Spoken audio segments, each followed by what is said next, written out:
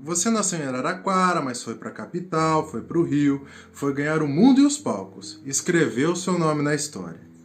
Se tornou referência com montagens como a de O Casamento do Pequeno Burguês, que te rendeu um prêmio logo de cara, logo no começo. Mas também deixou muita gente irritada. Fez a crítica daquela sociedade, que em 1972 acabou se voltando contra você, mas isso não te brecou. E em 78 você dirige a Ópera do Malandro. Será que você sabe que é referência até hoje, 33 anos após você deixar esse palco? É tempo, hein, bicho? Então, a Ópera do Malandro ela é baseada em outras duas peças. Uma peça de 1728, século XVIII, que é a Ópera do Mendigo, do inglês John Gay. É uma peça que surgiu no começo do capitalismo, da ascensão da burguesia do século XVIII. O personagem principal dessa peça, ele era o dinheiro, né? E 200 anos depois, em 1928, o Brecht escreveu na Alemanha a Ópera dos Três Vinténs. E a história é praticamente a mesma, só que com 200 anos de história no meio, sabe? A nossa Ópera do Malandro, ela é 250 anos depois. É a mesma história do John Gay, né? O personagem principal continua sendo o mesmo, que é o dinheiro. O dinheiro e a corrupção nos escalões, nos altos escalões do poder. Bom, é o seguinte, no Rio de Janeiro eu dirigi a peça junto com uma equipe para a criação do texto, né? Isso foi no final de 76, começo de 77. E em 77, situação aqui no Brasil, quer dizer, antes da abertura, era um momento politicamente estável. Então, a peça se dirigia sobre aquele momento e a gente procurou, dentro da história, né, do Brasil, o momento ideal de colocar a peça, né? E o momento que a gente escolheu foi um momento de desagregação do Estado Novo, que é o período que precede a queda de Getúlio. E hoje? Ainda é um momento politicamente instável como aquele. E você, com seu ponto de vista, continua atual? É uma questão sempre a se pensar se o artista brasileiro fala muito sobre política ou se é impossível ser artista e não falar de política. Veja, por exemplo, sua montagem de O Percevejo. O Percevejo estreou em 1981, aqui no Rio de Janeiro, no Teatro do Sina.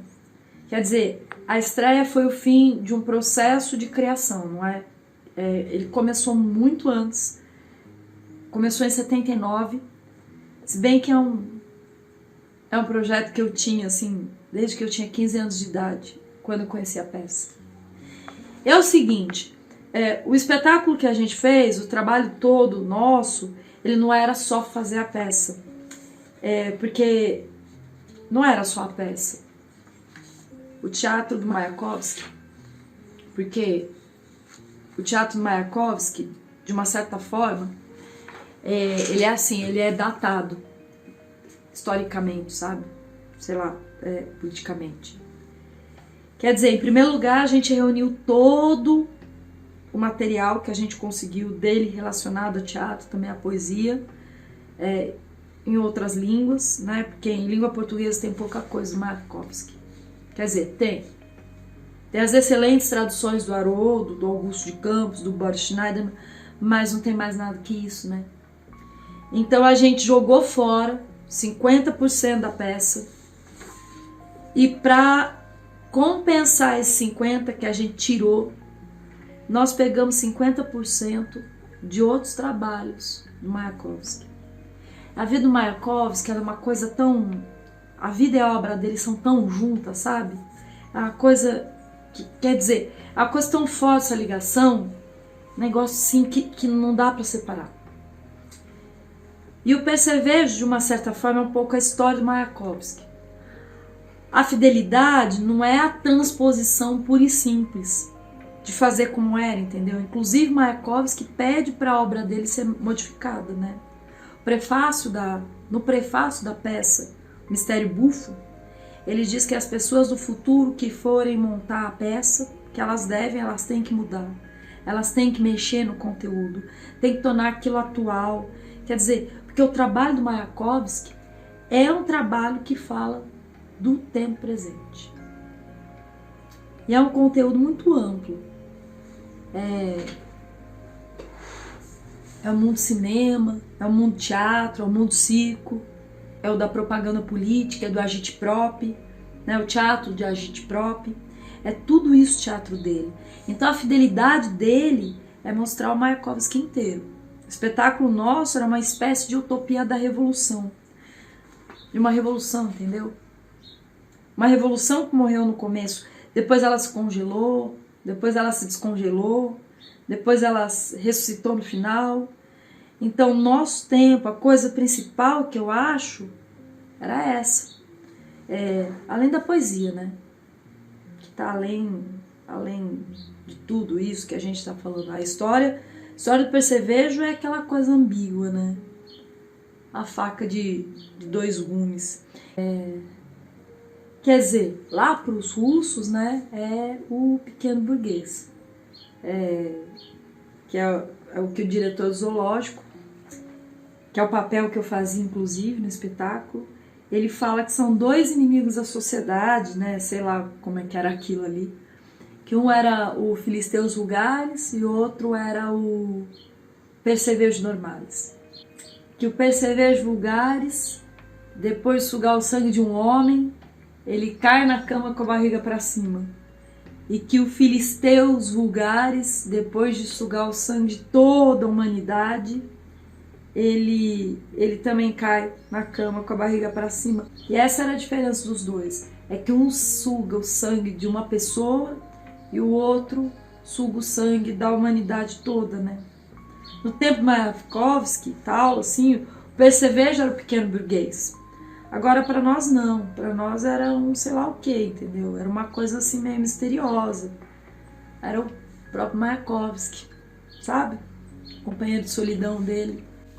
Talvez a geração mais nova dos artistas, dos atores de teatro, dos dramaturgos, não entenda essa relação sua com a música. Mas, para você, em todos os seus trabalhos, a música foi um fator de uma importância, de uma relevância que alia a perspectiva épica ao teatro de variedades, em que a música é um dos instrumentos fundamentais da linguagem cênica. Caetano, para o nosso espetáculo, ele foi fundamental. Porque assim como Oswald de Andrade, ele tal como correspondente do Mayakovsky, do teatro do Mayakovsky aqui no Brasil, o Caetano é em termos de música. Caetano, ele tem esse lado futurista também, cubo futurista, construtivismo Mayakovsky. Mayakovsky não é uma coisa só, né? Mayakovsky é futurista, é cubo futurista, é construtivista, é supremacista, sei lá. Mayakovsky é tudo isso. Então, esse lado do humor do Mayakovsky, ele é um cara muito engraçado, você morre de rir com ele, entendeu? E agora que está aparecendo isso, porque durante anos e anos o Mayakovsky vinha aquele cuecão, né?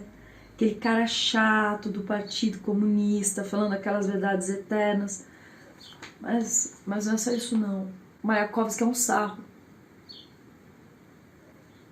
Luiz Antônio, você que anteriormente tinha montado peças basicamente políticas, como Brecht e Mayakovsky, por que resolveu montar Alta Vigilância de Jean Genet? Porque a Alta Vigilância do Jean Genet, em primeiro lugar, é poesia. Quer dizer, não deixa de ser política também, né? As peças dele são políticas. O Balcão é uma peça política, Os Negros, Os Biombos. Quer dizer, ele é um autor político. Agora é uma política misturada com poesia, assim. Isso era o que mais me interessava nele. E por que acabou não se concretizando essa montagem de Alta Vigilância? Foi um problema de produção. Foi uma coisa completamente externa a Jean Genet e a tudo, né? Problema do Teatro Nacional. Foi falta de grana mesmo. E nessa mesma época, na montagem de Alta Vigilância, você deu um curso sobre teatro japonês na Cal, né? E você vê algo em comum com a linguagem do teatro japonês e linguagem do teatro de Genet? Pois é, né? Uma coisa que me aproximou do teatro do Jean Genet foi exatamente o teatro no japonês. Quer dizer, antes de pensar no Genet, eu estava estudando teatro no, que é um teatro ritualístico. Então, quer dizer, isso já é uma grande ponte com o teatro de Jean Genet. O teatro de Jean Genet é um teatro de ritual. Então, quer dizer, quem me levou até o Jean Genet foram os japoneses, né? Então, quer dizer, essa ligação, essa ponte, ela é muito forte. Quer dizer, o teatro ritual, o teatro do Jean Genet. Mas o que seria o teatro ritual? Por que fazer um ritual para mostrar como linguagem? É uma linguagem o teatro ritual? Pois é a linguagem do Jean Genet. Quer dizer, é a mesma que tem Alta Vigilância, que é uma peça. A primeira peça dele. É uma peça bem diferente das outras que ele fez mais tarde, né? Mas tem esse germe já, essa coisa ainda embrionária, saca? Do ritual. Tá lá, os 3 personagens dentro de uma cela, né? Se degladiando, tudo. Mas é isso aí. E teria algo de religioso nessa coisa de ritual? Por exemplo, você poderia comparar com uma missa? Isso seria um teatro ritual? Olha, não, quer dizer, o teatro japonês, por exemplo, ele é considerado uma mistura de missa da Igreja Católica com o ritual da magia negra, com teatro, com dança e música, quer dizer, é tudo misturado. O Jean Genet também é isso, sabe? Quer dizer, a igreja é algo muito forte, né, no teatro dele, Igreja Católica, né? Ele foi massacrado. Então, a igreja aparece muito de uma forma crítica sempre. Eles estão sempre juntos, né? É uma obsessão dele. Quanto à classificação do teatro de Jean Genet ser considerado como teatro do absurdo, você concorda com essa classificação? É o seguinte, eu fiquei sabendo disso através do Martin Heslin, né? Naquele livro dele, O Teatro do Absurdo, que ele encaixa o Jean Genet lá dentro, né? Agora, o teatro do absurdo eu já não sei, porque eu nunca estudei. Eu nem sei o que quer dizer isso. Agora, eu sei o que é Enesco, Beckett, eu sei que é isso, mas é uma coisa que eu nunca estudei. Eu não sei, eu não me interessei.